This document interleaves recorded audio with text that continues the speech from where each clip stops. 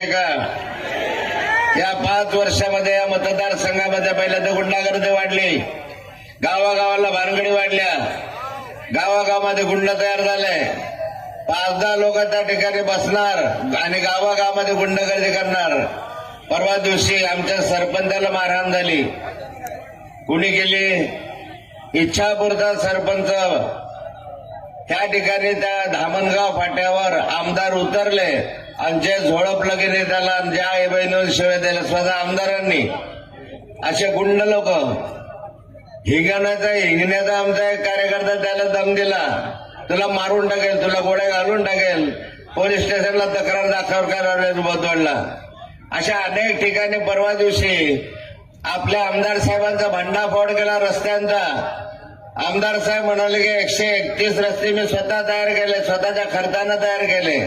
वास्तविक आमदार साहेबांकडे